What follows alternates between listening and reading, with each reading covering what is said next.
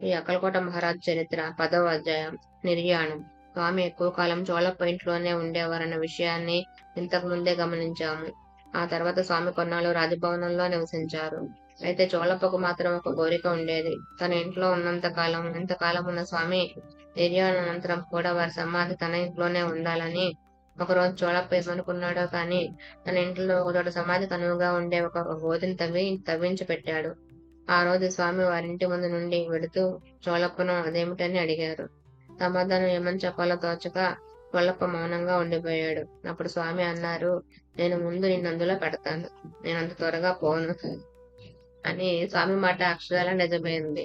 కొద్ది రోజుల్లో చోళప్ప స్వర్గస్థుడయ్యాడు. ఆ తర్వాత చాలా కాలానికి స్వామి ఒకరోజు హుక్కా తాగుతూ, బాలప్పను అబ్బాయి, మేము చాలా దూరమైన ప్రయాణం చేయబోతున్నాం, నీవు నా కింద పనిచేస్తావా అని అడిగారు.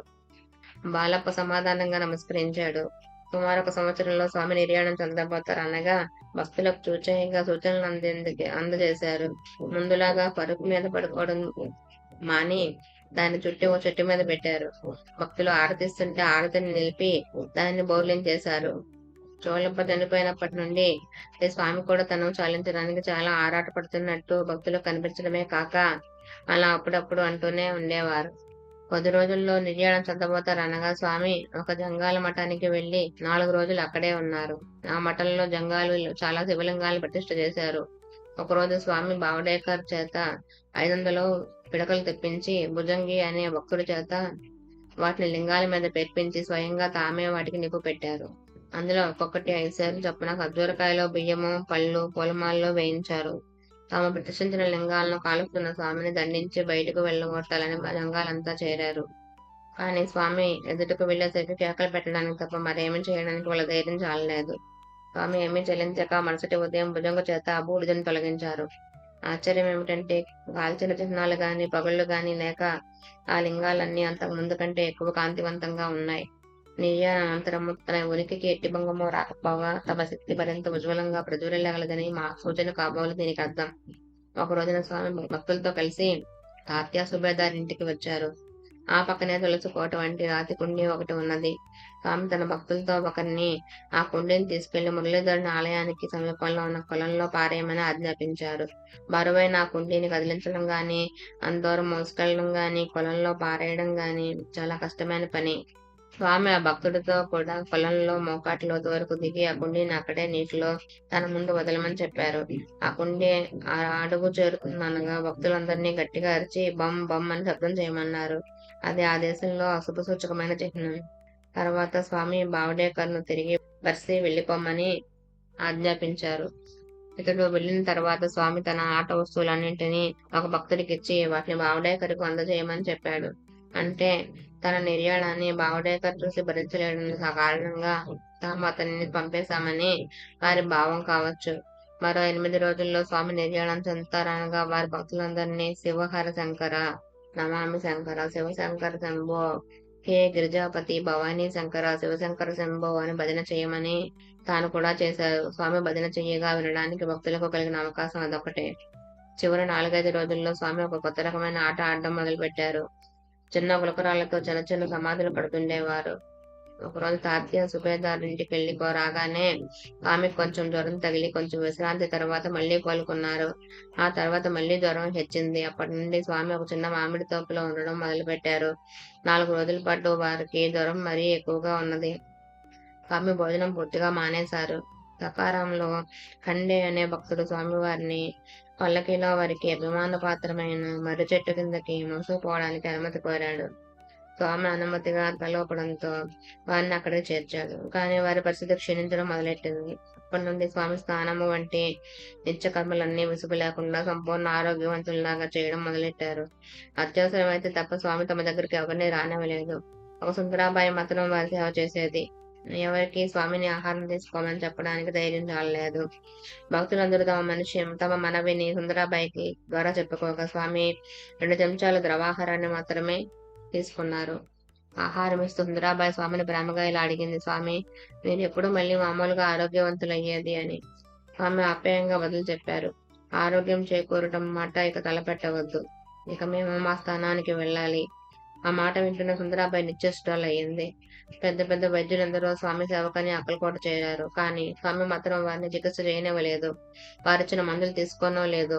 భక్తులు మరీ బలవంతం చేస్తే వాళ్ళ తృప్తి కోసం స్వామి నోట్లో మందులు పోయించుకునేవారు. కానీ కొద్ది క్షణాల్లో అది బయటికి పోయేది. రోజు రోజుకు స్వామి ఆరోగ్యం క్షీణించింది. సుందరాబాయి మరొకసారి స్వామి, ఎప్పుడు మీరు స్వస్థత చెందేది అని అడిగింది. స్వామి నవ్వి, నన్ను మళ్ళీ చాలా పర్వతాలు పిలిచినప్పుడు అన్నారు.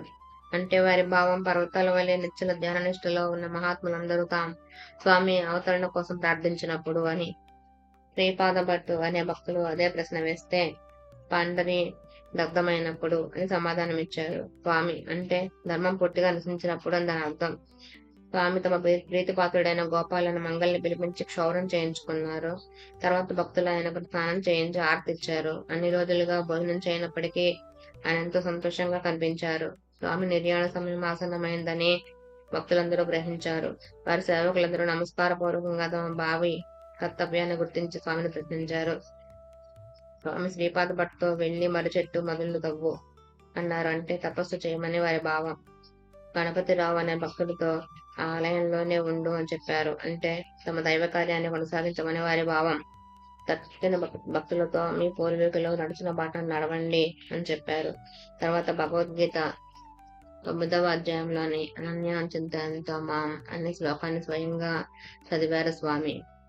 అది 1878వ సంవత్సరం చైత్రశుద్ధ త్రయోదశి మంగళవారం సాయంత్రం 4 గంటలకు కావస్తున్నది. భక్తులు కోరిన మీదట స్వామి ఒక చెంచాడు ద్రవాహారం తీసుకున్నారు. ఒక భక్తుడు వారి నోరు తుడిచాడు. బాలపేచిన ఒక్క పలుకు వేసుకున్నారు. స్వామి వారిని ఒక పడకలో పడుకోబెట్టి భక్తులంతా దీనంగా మౌనంగా వారికేసి చూస్తుండిపోయారు. వారిలో ఒక వృత్తులంతా అనుష్ఠానం చెయ్యాలా అని స్వామి అడిగారు. అనుష్ఠానం అక్కడ లేదు గాని ఆవును దూడను విడిచిపెట్టండి అన్నారు స్వామి. విడిచిన వెంటనే ఆవు దూడ వేగంగా మర్రి చెట్టు దగ్గరున్న స్వామి వద్దకు పరిగెత్తి వారికి ప్రదక్షిణ చేసి వారి పాదాల మీద తమ తలలు మోపి బయటికెళ్లి గడ్డి మేశాయి. అప్పుడు స్వామి అన్నారు, నా రాశి మీనరాశి అని. ఆ సమయంలో శని మీనరాశిలో ఉన్నాడా లేడా అని అడిగారు. ఉన్నాడని నిర్ధారణ చేసుకున్నారు. భక్తులు వివిధ విలువైన దానాలు ఇచ్చారు. ఒక భక్తుడు స్వామిని మీరేమైనా దానాలు చేస్తారా అని అడిగాడు. కావాలంటే మీరు చెయ్యండి అన్నారు స్వామి. కారణం, అంతకు ముందు రోజు 350 రూపాయలు ఖరీదు చేసే సాలువాను ఒక దానిని నీళ్లలో తడిపి రామశాస్త్రి అవదానిన బ్రాహ్మణునికి దానం ఇప్పించారు స్వామి. ఆయన ఇలా అన్నారు, నా దగ్గర ఏమీ ఉన్నది ఇవ్వడానికి, ఒక కౌపీనమే కదా, అది నాది కాదు, త్వరలో దాన్ని కూడా విడవలసి ఉంటుంది అని ఒక భక్తుడు స్వామి, ఇక్కడ చలిగా ఉన్నది, మిమ్మల్ని ఇంట్లోకి తీసుకెళ్ళమంటారా అన్నాడు. అప్పుడు స్వామి, వద్దు, నేను వెళ్ళి ఆ చెట్టులో కలవాలి అన్నారు. అంతకు ముందు భక్తులు స్వామి వారి కులగోత్రాల గురించి ప్రశ్నించినప్పుడు మూలానికి మూలం వటవృక్షం దత్తనగరం అని చెప్పిన మాటలో ఇక్కడ సమన్వయించుకోవాలి. భక్తులందరూ చూస్తుండగా స్వామి ముఖంలో శాంతి, తేజస్సు, దృష్టిలో తీవ్రత చాలా ఎక్కువగా ప్రస్ఫుటమయ్యాయి. స్వామి భక్తులతో తనకు చేయూతనిచ్చి కూర్చోబెట్టమన్నారు. శ్రీపాద బట్టి కూర్చోబెట్టారు. ఎవరు దుఃఖించకూడదు, నేను సర్వత్రా ఉంటాను, పిలిస్తే పలుకుతాను అన్నారు స్వామి. అప్పుడు ఆయన పద్మాసనం వేసుకుని కూర్చుంటూనే శరీరాన్ని విడిచారు. మూసుకున్న కళ్ళు నిశ్చలంగా ఉండిపోయినాయి. వస్వసాల వంటి తెల్లని కణాలు 3 వారి పెదవుల నుండి బయటకు వచ్చాయి. ముక్కల్లో జీవకళ ఉట్టిపడుతూ ఉన్నది. నిజానికి భక్తులంతా స్వామి మరొకసారి కళ్ళు తెరుస్తారని, వారి కృపాదృష్టిని తమకు ప్రసాదిస్తారని కొంతసేపు ఎదురు చూసి నిరాశ చెందారు. కొందరు భక్తులు స్వామి చెప్పిన ప్రకారం ధైర్యాన్ని కూడగట్టుకుని దుఃఖాన్ని ఆపుకున్నారు. కానీ ఎక్కువ మంది పట్టరాని దుఃఖంలో మునిగిపోయారు. గుండెలు బాదుకుని ఏడ్చేవారు కొందరు, నేల మీద పడి పొర్లేవారు కొందరు, స్పృహ తప్పి పడిపోయిన వారు కొందరు. అక్కలకోట రాజావారు స్వామివారి దేహాన్ని రాజలాంఛనాలతో మహావైభవంగా ఊరేగించారు. ఊరేగింపు సరిగ్గా చోళప్ప ఇంటి ముందు కొంతసేపు నిలిపారు. ఆ దివ్యమైన దేహాన్ని ధూపదీప నైవేద్యాలు, చందనము, కస్తూరి మొదలైన సుగంధ ద్రవ్యాలతో బాలప్ప, బాలాసాహెబ్, నార్వే, కర్బలి మరియు బాబురావు మోకే మొదలైన భక్తులు పూజించారు. ఆ తర్వాత ఆ దేహాన్ని పద్మాసనంలోనే సమాధిలో కూర్చోబెట్టారు. భక్తులందరూ చివరిసారి నమస్కరించుకున్నాక దాన్ని మూసివేసి భక్తులందరూ అనంతకోటి బ్రహ్మాండ నాయక, రాజాది రాజా, ఏ స్వామి సమర్థ, అక్కలకోట మహారాజ్ కి జై అని ముక్తకంఠంతో కేకలు వేశారు. ఈ సమాధి చోళప్ప ఇంటి ఎదుట ఉన్నది. దీన్ని చోళప్ప మఠం అంటారు. ఇక్కడ స్వామి పాదకులు పడక హుక్క ఉన్నాయి. అంతకాలం స్వామికి సన్నిహితంగా ఉండి సేవ చేస్తూ ఆ దివ్యమూర్తిని నిత్యము చూసిన బాలప్ప స్వామి సమాధిని చూచి దుఃఖాన్ని ఆపుకోలేకపోయాడు. కొన్ని రోజుల పాటు అహర్నిశలు దుఃఖించి ఎడబాటు భరించలేక అన్నపానీయాలు మానుకున్నాడు. ఒకరోజు స్వామి స్వయంగా అతని ముందు నిలిచారు. బాలప్ప తన కళ్ళను తాను నమ్మలేకపోయాడు. కానీ ఆ పొడుగు చేతులు, కమండలము, పాదకులు, తీక్ష్ణమైన దృష్టి తన ముందు అలానే నిలిచాయి. బాలప్ప ఆయన పాదాలను స్పృశించి నమస్కరించాడు. స్వామి స్వయంగా తమ చేతులతో అతన్ని లేవనెత్తి, నేను నీకు పాదుకలిచ్చాను. నేను అక్కడే నీ మఠంలో చైతన్య రూపంలో ఉన్నాను. నీవు అక్కడ చేసే సేవ అందుకోవడమే నాకు తృప్తి అని అంతర్ధానమయ్యారు. నిర్యాణానికి చాలా కాలం ముందు నీలేగాం వాస్తవుడైన బాపు సాహెబ్ అనే జాగీర్దారు ఇంటికి ఒకసారి వస్తామని స్వామి వాగ్దానం చేశారు. ఆ క్రింది సంఘటన జరిగేటప్పటికీ అతనికి స్వామి సమాధి అయిపోయినట్టు తెలియదు. సమాధి అయిన 5వ రోజున స్వామి భక్తులందరితో కలిసి నీలేగాం వచ్చారన్న వార్త జాగీర్దార్ గారి చెవిన పడింది. వెంటనే సకుటుంబంగా ఆయన ఉన్న చోటికి వెళ్లి ఆయన దర్శించి ఇంటికి తిరిగి వచ్చాడు. బాపు సాహెబ్ జాగీర్దార్ స్వామిని తన ఇంటికి రమ్మని ప్రార్థించినప్పుడు స్వామి ఇప్పుడు కాదులే తర్వాత వస్తానని చెప్పి వెనక్కి పంపారు. జాగీర్దార్ కుటుంబం అంతా ఇంటి దగ్గర భోజనం చేసి తక్కిన రోజంతా స్వామి సన్నిధిలో కాలక్షేపం చేయాలన్న ఆతురతతో తిరిగి స్వామి ఉన్న చోటికి చేరారు. అక్కడెక్కడా స్వామి ఉన్న జాడలేదు. ఆశ్చర్యంతో స్వామివారిని అన్వేషించడానికి బాపు సాహెబ్ బాకలకోటకు ఒక మనిషిని పంపాడు. ఆ మనిషి తిరిగి వచ్చే లోపలే స్వామి అకస్మాత్తుగా బాపు సాహెబ్ ఇంటికి వచ్చారు. ఆ జాగీర్దార్ ఆనందంతో పరవశుడై స్వామిని తమ ఇంట భోజనం చేయమని ప్రార్థించాడు. స్వామి మౌనంగా చిరునవ్వుతో ఆయన కేసు కొన్ని క్షణాలు చూసి అదృశ్య అయ్యారు.